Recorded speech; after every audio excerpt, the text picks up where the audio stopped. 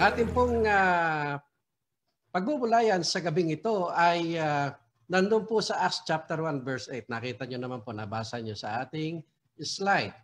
Okay? Ang keyword po dito ay yung power of the Holy Spirit.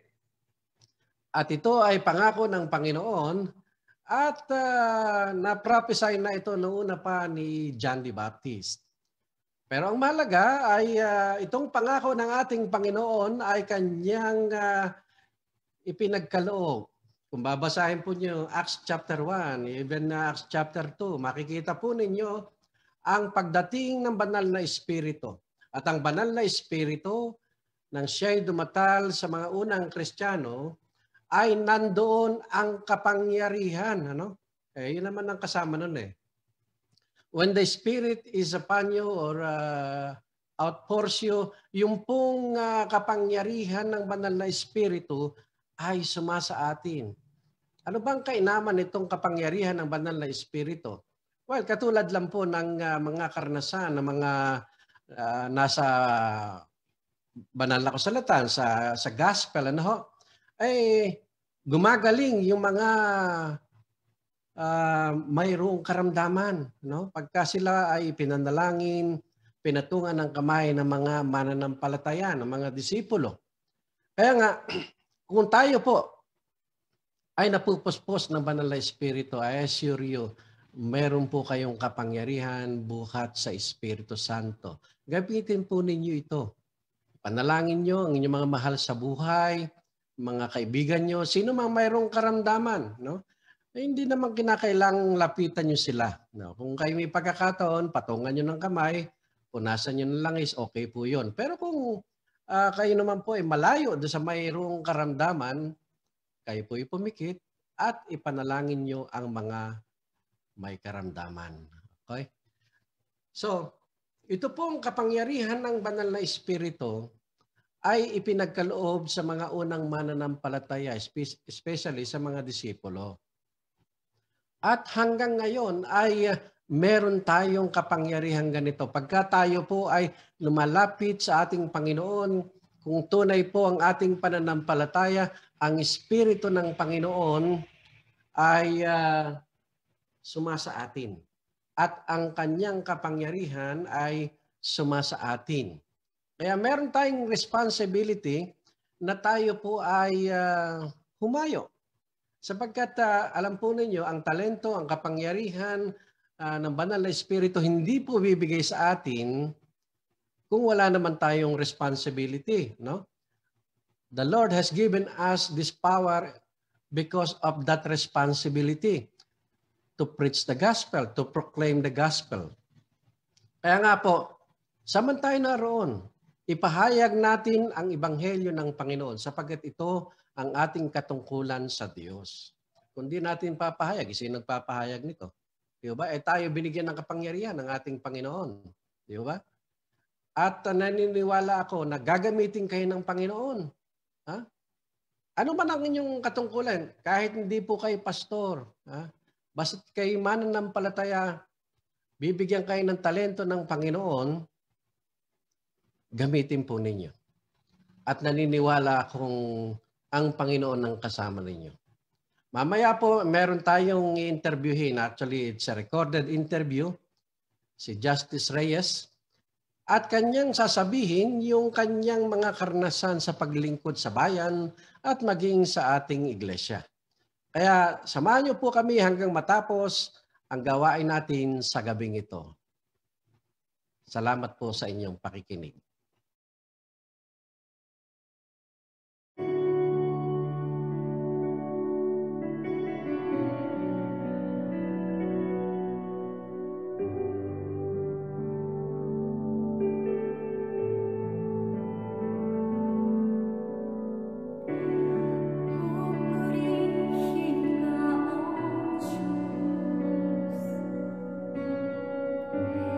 항암이 알라야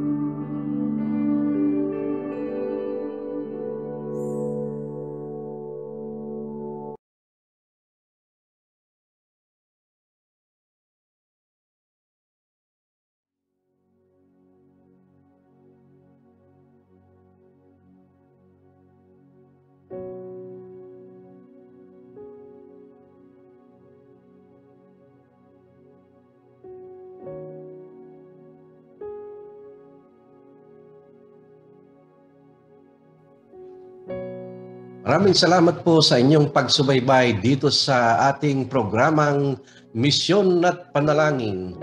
Mapalad po tayo sa araw na ito sapagkat kapiling po natin ang isang kilala na relihiyoso at siya rin po ay dating Supreme Court Justice. Narito po ngayon si Justice Ruben T. Reyes. Magandang araw po, Justice. Magandang araw po sa inyong lahat, lalo na sa kapatid na Serge. Alam ba ninyo na ang pangalan ng aking ama ay Sergio? Puri ng Panginoon, meron pala akong kamukhang pangalan. Catholic turned Protestant Sunday school teacher sa Hagonoy, Bulacan. Aha. Amen. Kumusta po ang inyong buhay ngayon na nandiyan po kayo ngayon sa Pilipinas, sa ating pong sa Hagonoy pa po ba kayo ngayon o sa Quezon City? Dito po kami ngayon sa Quezon City. Alright. Meron pong mga tanong po tungkol sa inyo bilang pong abogado noon po sa inyong private practice. Please give at least one contribution to defend human rights. Ibig sabihin, alam po natin na ang human rights ay isang misyon ng ating simbahan. Paano po kayo nakatulong sa larangan ito? Alam niyo po, naging abogado po ako noong 1963. I took the bar 62, na-release 63. Hindi pa po uso noon ng human rights issues. Kaya ako po ay ang unang taong ko pagkapasa ko sa abugas siya ay doon lang sa Hagun ang aking paglilingkod mostly. Alam niyo naman, pag bagong abogado ka, karaniwan mga kamag-anak mo, kaibigan mo, kumpare mo, kaya mabuti na yung maregaluhan ka ng 100 ng itlog, ganyan, prutas. Kaya wala pa pong human rights issues noon. Pero pro bono na ang aking paglilingkod. Salamat po sa inyong pagtulong sa mga mahihirap kahit na walang sweldo o walang honorarium, ano. Pero nung pong panahon na yun ay meron na rin pong mga kamukha ng issue ngayon yung tungkol sa human rights, di ba? Yung pagyurak sa karapatang pantao. Paano po natin sila na ipagtatanggol sa mga gano'n? Meron ba kayong mga case na nahawakan na ganoon? Wala po. Sa Hagonoy po kasi usually pailang-ilang kaso lang na hawakan ko sa Kapitolyo, CFI-RTC. CFI pa noon, Court of First Instance pa noon eh. Kaya wala pa ho akong yung hindi pa uso noon ng mga pang-aapi sa kapwa. Usually, ang mga sigalot noon na malalaki sa plaisdaan, yung rental sa plaisdaan. Bihira pa po yung mga doon, maliliit na kaso doon, mga away-away, babag. Kaya sinisettle na lang namin ng municipal judge. Nung kayo po ay maging trial court judge, ano po ang usually nahawakan niyo mga kaso that time? Ako po yung mga kaso ng civil at criminal. Ang una kong destino ay sa Balanga, Bataan. At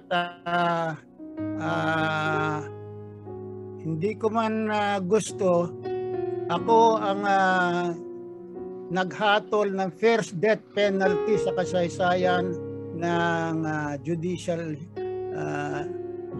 sa Bataan. Death penalty, pero ito po ay in-affirm ng Supreme Court,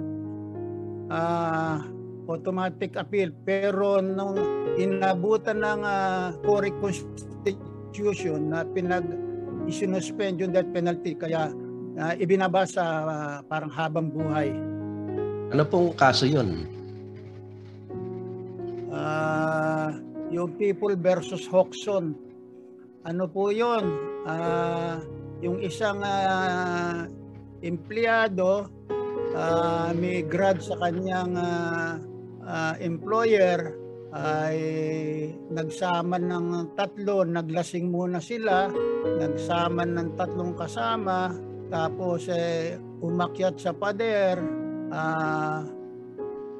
yung kanyang amo at saka katulong ay pinaslang nila na walang kawa-awa by slow death, sinasaksak na sa iba't ibang bahagi ng katawan. Wow.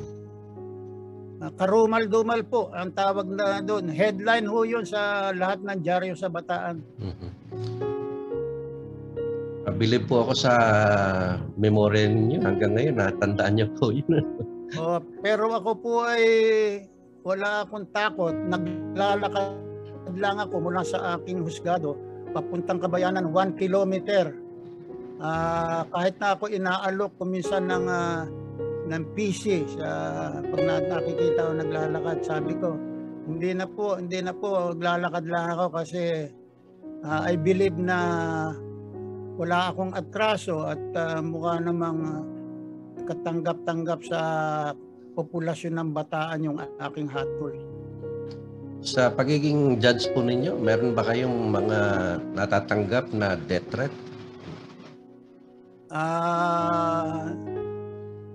Hindi po. Dito po sa RTC Manila, from Bataan, nalipat ako sa Manila, merong anonymous letter na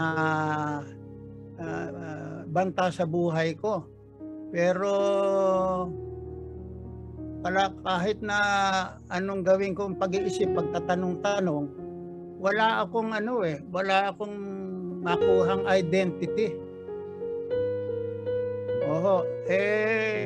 Kasi nga alam palakasan sa akin kahit may mga lumalakad, may mga padrino, pag hindi po talaga sa panig ng katarungan, hindi ako pwedeng lakarin. Purihin ng Panginoon sapagkat nariyan po kayo at nagtataguyod ng talagang hustisya para sa ating bayan. At saka ako po sa 3 taon na RTC judge ako, wala akong umapila sa aking mga desisyon, civil at criminal, maliban lang dun sa automatic appeal sa death penalty na in-affirm ng Supreme Court. Alright. Kayo po ay naging Supreme Court judge o justice, ano po? Mayroon po ba kayong mga nasulat na mga decision that time na posibleng sabihin nating nakatulong sa ating bansa? Marami, kahit po 1.5 taon lang ako, ay siguro may mga 100 rito yung significant, pero ang pinakasikat po yung Boracay. Ano po yun? Boracay. Dati-dati po yung island of Boracay ay unclassified. Kaya napakaraming nag-i-squat, kanya-kanyang una-unahan ng occupation. Walang ayos. Doon po sa kaso ngayon ay sinabi ko na may division ng ano lang yung pwedeng maging residential, alin lang maging forest land and marine lands. Kaya ho yan napakarami tayong mga foreigner noon na nag-aasawa na mga lokal, ay mayayaman sila, namimili sila, pati yung mga marine lands, forest lands, beaches ay sinasakop nila. pinagbawal ko po yun. Maganda po yan at meron kayong konsepto ng napakagandang ekolohiya para sa ating pong lupain sa Boracay. At saka isa pa po yung academic freedom. Aha. Ano po yan? Dito sa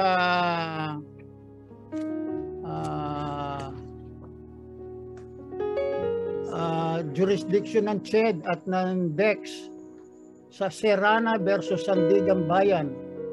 Maaari bang litisin ng Sandigan Bayan ng isang scholar ng bayan at ang kanyang kapatid na kapwa pinararatangan ng istapa ng pera ng bayan? Meron pa rin ho yung De La Salle University versus Court of Appeals. Yun po ang academic freedom ng eskwelahan at academic freedom ng estudyante.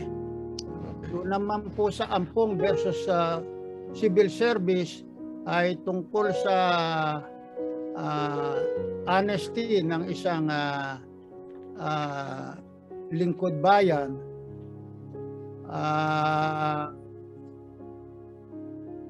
Dito po sa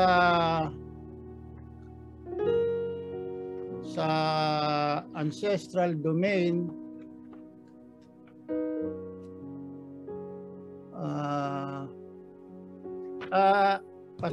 Pastor, Apo.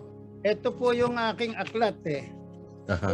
Rainbow of Justice. Wow. Ganyan po kakapal. Ito po yung mga feeling ko in 1.5 years. Aha. Ito, marami rin akong naging punensya. Halos hindi na ako natutulog. Medyo malabo lang po sa video natin, hindi makita yung title po. Ang title po, Rainbow of Justice. Ayun. Kasi ang paborito kong color ay rainbow. Rainbow of Justice. Rainbow of Justice. Bakit naman po rainbow? Ang bibigyan ko po kayo nito. Pakinggan ko sa kung kailan po posible ninyong kung saan ko pwede ipadala within Manila. Oh, praise the Lord. Hindi po ba yun nga kasi meron akong may dress code, color code ako na base rin naman sa Biblia yun Hindi po ba pagkatapos nung paggunaw, ang sabi ng Panginoon hindi na niya gugunawin ang mundo at ang sign nito ay yung isang rainbow. So, kaligtasan. Amen. Symbol of salvation. Opo. Yan po, kailan po na-publish yan at saan po pwedeng bumili yung ating mga tagapanood? Ito po ay pinalimbag ng Supreme Court. Hindi po ito nabibili. Sa Supreme Court Library, siguro nasa National Library, UP Library.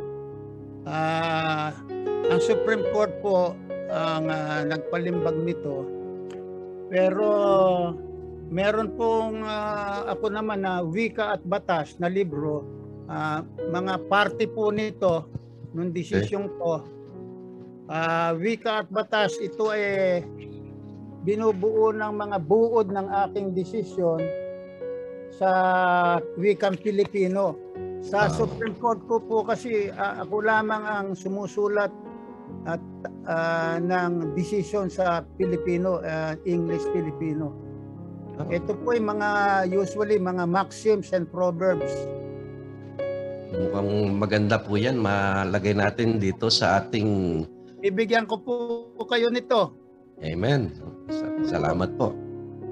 Mainam na mabasa po yan ng mga bagong nag-aaral ng batas. Ito po ay ipinalimbag ng Komisyon sa Wikang Pilipino, KWF.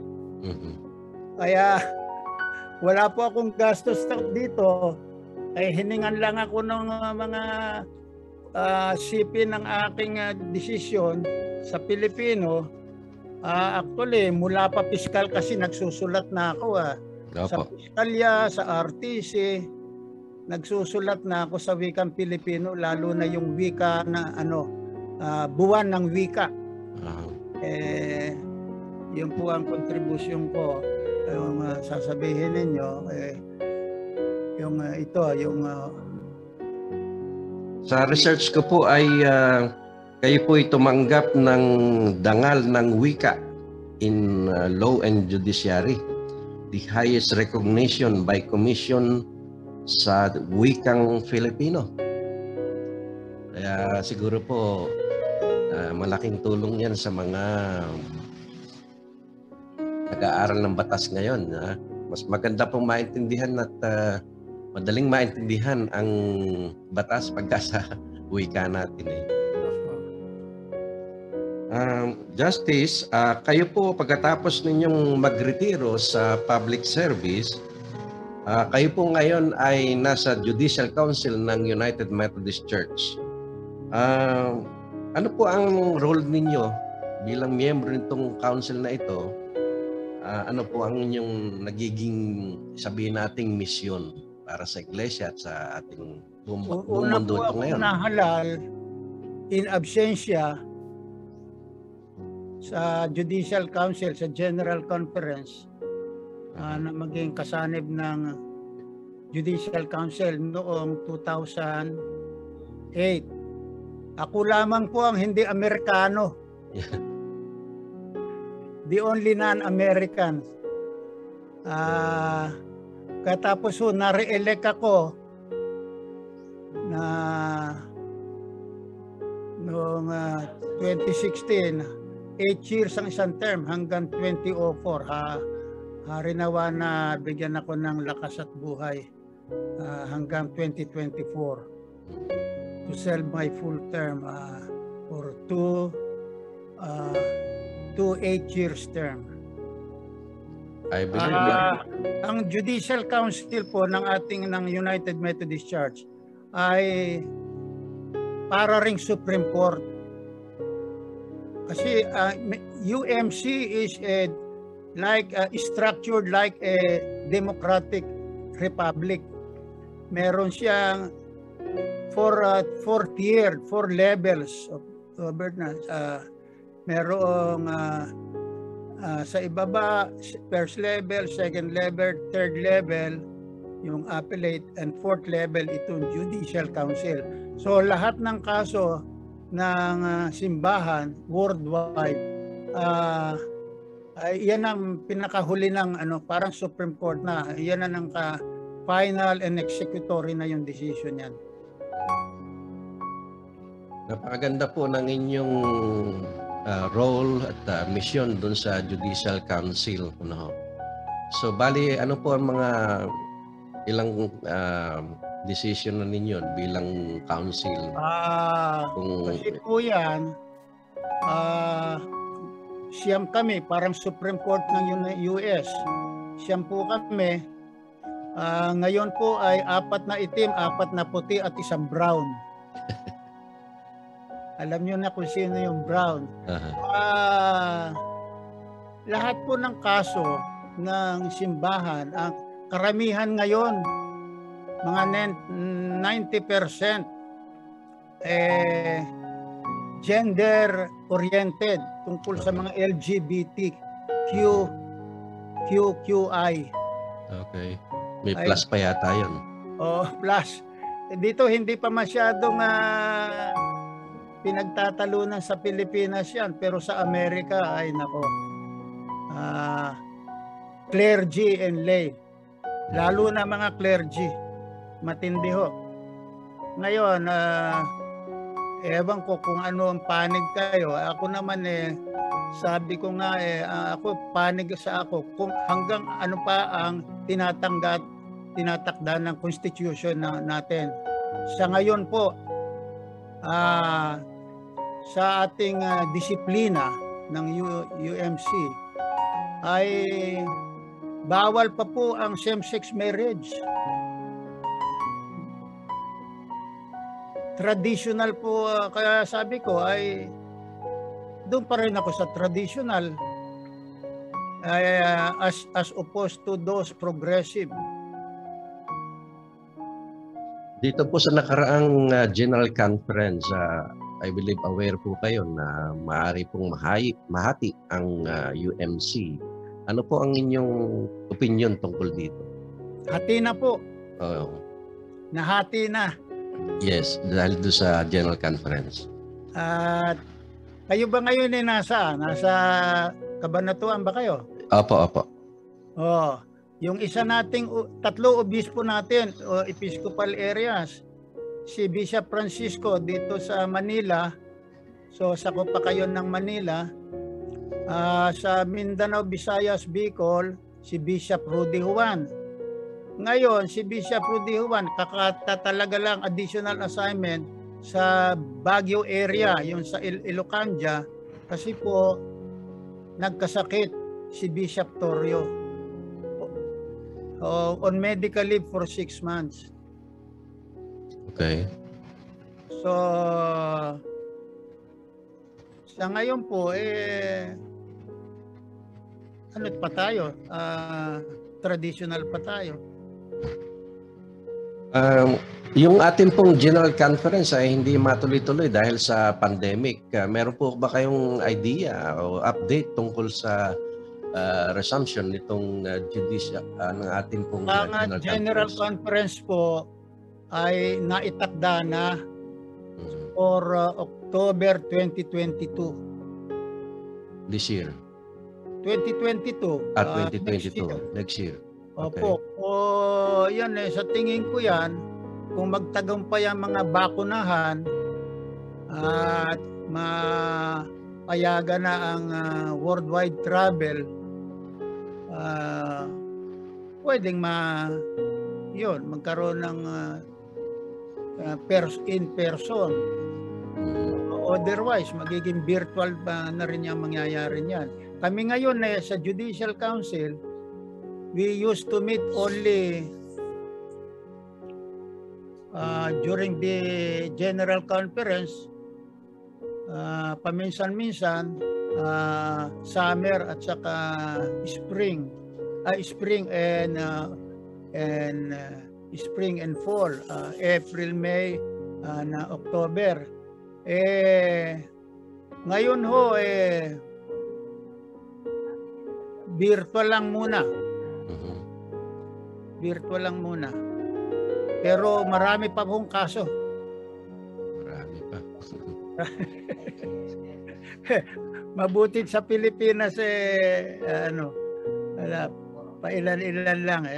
Siguro alam na ninyo yung nag-originate dyan nung araw sa Kabanatuan. Justice, lumipat po tayo. Ngayon po ay presidente kayo ng Philippine National Prayer Breakfast Foundation. Ano po ba ito? Anong klaseng foundation po ito? Ito po ay ako hindi pa ako nagtatagal. Mahigit na wala pa akong 10 taong Pangulo. Baka mahigit na 5 years lang. As the name suggests, this is our concern is to pray for the nation. Kanina pong ngayon po, every Thursday, 8 a.m. Katatapos lang po ng aming Bible study and prayers. Alas 8 po, tuwing Thursday. Sa halip na once or twice a year, every week na. At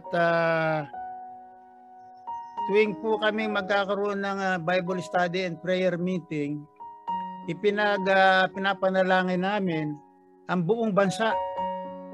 Mula sa Pangulo, the Executive Department, Cabinet, hanggang sa barangay level, legislative, mula sa Senate President, all the senators, House of Representatives, Congressmen, ang judiciary, mula sa Supreme Court, Court of Appeals, Sandigan Bayan, and other appellate courts, and the trial courts. So we pray for the nation po. Sino po ang mga members nitong foundation na ito? Sa Amerika po, natandaan ko yung mga hindi lamang religious kundi mga politicians. Ito po kasi PNPB ay patterned after the Washington National Prayer Breakfast led by the US President usually Thanksgiving Day. Yun po ang pattern natin, pero kaya nga lamang ay halip na once a year, ginagawa na namin ngayon dito na weekly na, every Thursday. Mas maganda po yun sapagkat mas maraming panalangin, mas mainam. Meron po tayong mission and vision, nandoon yun. Hindi. Sa ibaba lamang yung aking statement ng mission and vision. But in essence,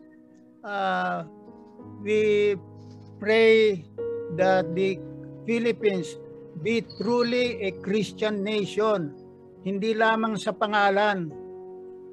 Tinatawag tayong the only Christian nation in Asia, pero sa pangalan lamang yun eh.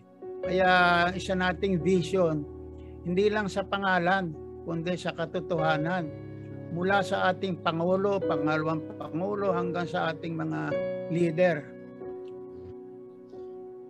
Yung hubang executive branch ay kasama sa pananalangin nitong inyong Prayer Breakfast Foundation? Opo, number 1 po yan. At hindi pa nagtatagal, nagkaroon ng ecumenical Pray and Heal as One Nation na led by Presidential Advisor Butch Belhica. Tinatawan ko ang Methodist Church dyan.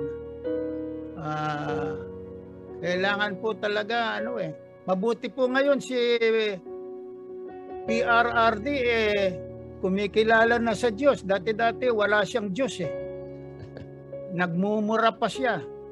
Ngayon ho mukhang nabawasan na yung kanyang pagmumura, at pinakamahalaga, naniniwala na siya sa Diyos. Ang akin lamang reservation nagsabi siya na kung siya ay sasanib sa isang iglesia, doon siya sasanib kay Kibuloy. Magkakaibigan po yata yung mga Kibuloy at saka Duterte. No? Pero kainaman yan, nakumbida na namin. National Prayer Breakfast. Nakumbida na namin yan. Kaya lang meron siyang message na binabasa. Kasi nga virtual na through the office of Presidential Advisor Butch Belhica. Dito po sa inyong breakfast foundation na ito, Prayer Breakfast Foundation, may mga project po ba kayo na ginagawa bukod sa pananalangin? Wala po. Talagang kami focus lang sa pananalangin. Kaya Philippine National Prayer Breakfast. Ako po ay kasali, honorary chairman ng Capitol Christian Leadership. Ando doon po ang merong hindi lang panalangin, may mga project po ang CCL sa livelihood, sa employment, ganyan. Anything, all-encompassing po ang Capitol Christian Leadership. Ang Pangulo po nito ay si Dr. Leia Pakis.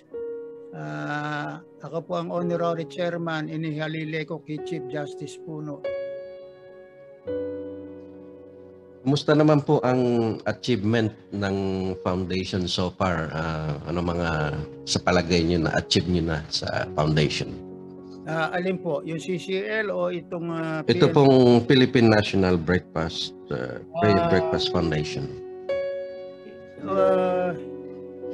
hindi po natin makuha-quantify kasi nga po mga panalangin patuloy po ang ating effort at pag-asa na ito'y nagkakaroon ng impact sa ating mga leader ng bansa, national to LGUs.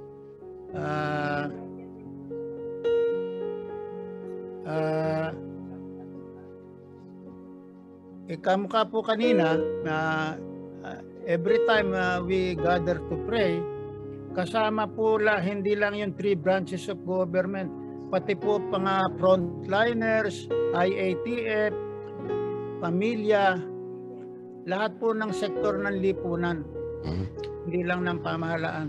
Amen.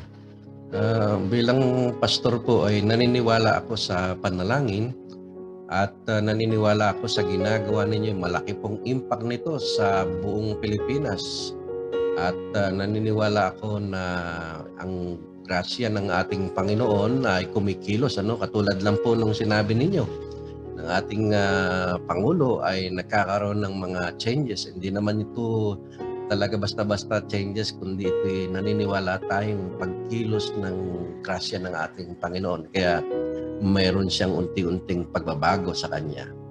Opo. Saka naniniwala na siya ngayon na meron Diyos. Amen. Laking bagay po yun. Oo. Yeah. Bilang miyembro po ng United Methodist Church, bilang Kristiyano po, ano po ang gusto niyong iwanan sa ating pong mga tagapanood bilang Kristiyano? Meron po ba kayong gustong i-share sa kanila upang sa ganon ay magkaroon sila ng karagdagang inspirasyon sa inyong buhay, sapagkat naniniwala po kami na ang inyong buhay, ang inyong mga karanasan sa paglilingkod sa Panginoon ay isang inspirasyon sa bawat isa sa amin. Ako po kasi naging church lay leader ng maraming taon sa Central United Methodist Church sa Manila. At pagkatapos noon, katatapos ko lang po, pagkatapos ng maraming panahon, dito na ako naging active sa ecumenical movement. Ito nga ang PNPB at CCL.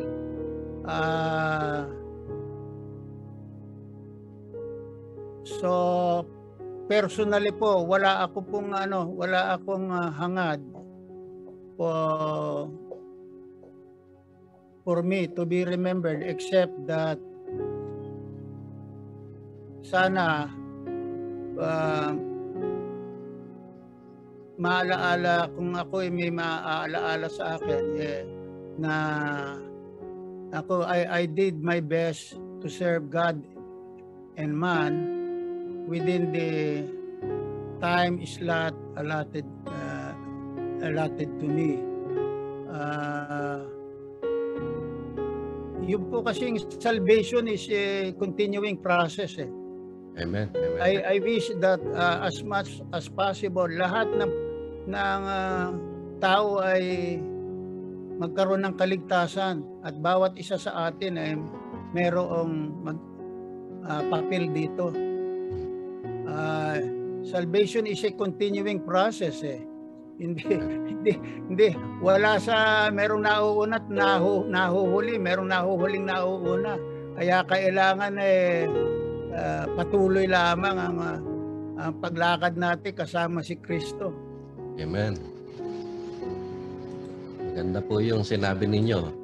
At naniniwala ako na yan ay matatandaan ng ating pong mga tagapanood. Justice, salamat po sa inyong time. At ito po ay matatala sa kasaysayan ng misyon at panalangin. At ito po ay po sa social media. At pwede ho ba kayong magbigay ng huling pananalita para sa ating pong mga audience? Aking pong huling pananalita gusto ko lahat ng mga prayer groups ay kanilang mga pag-aaral at talakayan ay magkaroon ng relevance sa buhay ng ating bansa. Kaya importante na sa ating komunidad, ayan, malapit na naman ang halalan, ay iba't ibang boses na nadidinig natin, ay merong itinatayo na grupo ng mga Kristiyano, pero para sa akin importante sa lahat right where we are in our own community, in our own churches, ay magkaisa tayo na whether as voter or as community leader ay yung Kristiyano ang obligasyon, pribilehyo ng isang Christian citizen ang lagi nating maalala at itaguyod. Maraming salamat po, Justice, sa inyong panahon, sa inyong binahaging karunungan sa amin sa araw na ito. Mga minamahal mga kapatid, salamat po sa inyong pagsubaybay dito po sa misyon at panalangin. At atin pong nakapanayam si retired Supreme Court Justice Ruben T. Reyes, at siya rin po ay membro ng Judicial Council ng United Methodist Church. Praise the Lord. It's a great thing to praise the Lord. It's a great thing to praise the Lord. Walking in the light of God. Walk, walk, walk, walk in the light. Walk, walk, walk, walk in the light. Walk, walk, walk, walk in the light. Walking in the light of God. Ang buhay ng Kristiyano ay masaya tunay. Masaya tunay.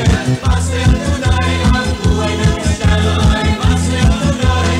Laging masaya tunay. Ang buhay ng Kristiyano ay masaya tunay. Masaya tunay. Masaya tunay. Ang buhay ng Kristiyano ay masaya tunay. Laging masaya tunay. I raise my tongue, hallelujah, amen, and praise the Lord. I raise my tongue, hallelujah, amen, and praise the Lord. I raise my tongue, hallelujah, amen. I raise my tongue, hallelujah, amen. I raise my tongue, hallelujah, amen, and praise the Lord. I raise them both, hallelujah, amen, and praise the Lord. I raise them both, hallelujah, amen, and praise the Lord. I raise them both, hallelujah, amen. I raise them both, hallelujah, amen. I raise them both, hallelujah, amen, and praise the Lord. I bend my knee, hallelujah, amen, and praise the Lord. I bend my knee, hallelujah, amen, and praise the Lord. I bend my knee, hallelujah, amen. I bend my knee, hallelujah, amen. I bend my knee, hallelujah, amen, and praise the Lord. I bend them both, hallelujah, amen, and praise the Lord. I bend them both, hallelujah, amen, and praise the Lord. I bend them both, hallelujah, amen. I bend them both, hallelujah, amen. Magandang gabi po sa inyong lahat. At tayo po ay tutungo naman sa ating pong mga prayer warriors na sumusubaybay sa ating pong social media. At titingnan po natin dito sa Facebook sino po ang mga kasama natin. Alright, binabati natin ang ating mga kasamang sa gabing ito, Ruth Lagdio, Ronald Razon. Yan, at sabi niya ay ipanalangin natin ang kanyang may bahay. Yan. Kasama po sa regular po nating ipinapanalangin ang kanyang may bahay. Kaya patuloy tayong lumalapit sa Panginoon para kay Rose Ann Razon. Gayun din, binabati natin si Marites Domingo Enriquez. Salamat po sa inyo. Si Virgin Mothia Ramos. Yan. Salamat po sa inyong pagsama sa aming pong pananalangin sa gabing ito. Si Beth Palacio, kumusta po kayo dyan? Si Julieta Senya Fuentes, ito po sa gawing Santo Domingo. Si Cecil Mendiola Bautista, I think ito yung aking kamag-aral na nasa Maynila. Si Reverend Jesse Bunyag mula po sa Concepcion Tarlac. Salamat po sa inyo.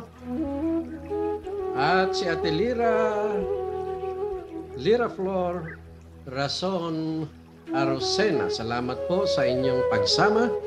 At kasama din natin si Chaplain Francis Pajardo. Sabi niya mapagpalang gabi, napakalaki po ng naitulong sa akin at pinangunahang distrito ni Justice Ruben Reyes nung ako'y DS sa Bulacan. Yan. Napaka matulungin po siya, lalo na sa mga manggagawa. Yan. At may pumuri na sa ating pong minamahal na Justice. Salamat po, Chaplain Francis. Yan. Kasama din natin si Dr. Dali Requenton Mendillo, ang aking pong ninang. Salamat po sa inyong pagsama. Si Reverend Jerry Dumaya, salamat po. At gayon din si Reverend Dr. Antonio M. Cleto Jr., ang aking pong ninong. Nakarang linggo atin po siyang in-interview din. Ano? At ang sabi niya dito sa ating ginagawa, great, the interview comprehensive and educational. Salamat po. Yan. At nagpapasalamat siya kay Justice Ruben Reyes. Ayan. At gayon din si Pastor Elakim Renonos Reyes. Salamat po sa inyong pagsama sa gabing ito. Yan. At nakita po nyo sa ating pong slides ang napakarami po nating prayer request. At gayon din sa gabing ito ay mayroong mga kasama tayo na mga prayer warriors po. Salamat po sa inyong pagsama sa gabing ito. At samahan po nyo ako sa pananalangin sa gabing ito. Let us all pray. Aming Ama't aming Panginoon, sa gabing ito, kami po'y nagpupuri at nagpapasalamat sa iyo sapagkat ikaw ay nariyaan at ikaw ay nakikinig sa amin at ikaw ang siyang pumupuspos sa amin. Salamat sa iyong banal na Espiritu na siyang pumupuspos sa amin, nagbibigay ng kalakasan, ng kagalingan at kaganapan ng aming mga panalangin. Dalangin po namin, O Diyos, ang mga panalangin na nakapaloob sa aming mga slides, mga nagdaraos ng kanilang anibersaryo, ng kanilang mga birthday, pagpalain mo sila, O Diyos, at nawa ay pagkaloob po sa kanila ang kanilang mga pangarap sa buhay. Gayun din po, O Diyos, ang mga kapatid namin na nasa mga tahanan, lalong higit, O Diyos, yung mga may karamdaman, yung mga matanda ng iglesia. Hinihiling po namin, O Diyos, na patuloy ka sa kanilang buhay na magbibigay ng kalakasan. Hinihiling din po namin, O Diyos, ang iyong pagpapala, ang iyong pagkalinga sa mga paaralan na kung saan naglilingkod sa iyo at sa bayan. Hinihiling din po namin, O Diyos, na tumulong ka sa paglaganap ng salita ng Panginoon sa pamagitan ng aming mga kapatid na nakikinig ngayon.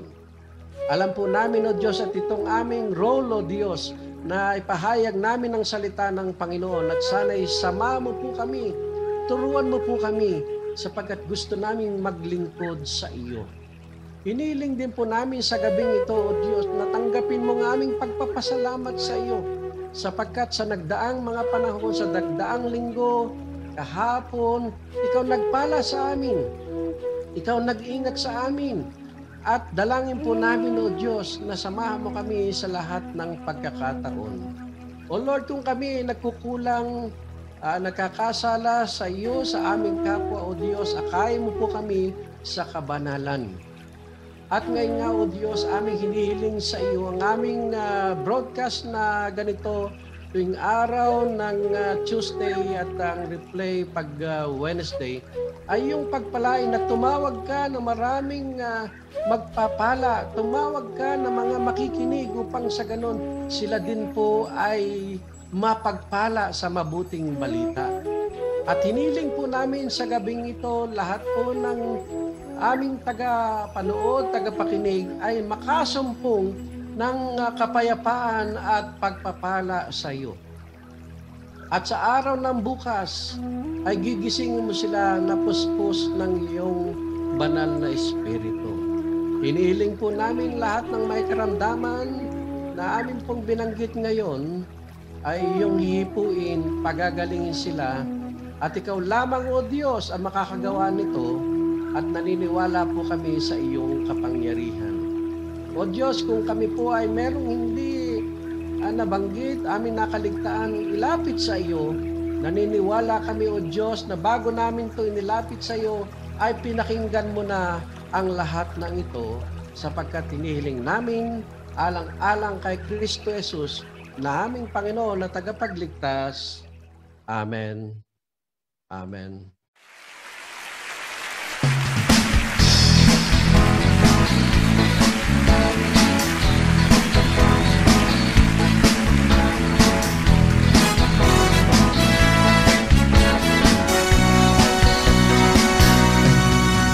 Sinasabi ng salita ng Diyos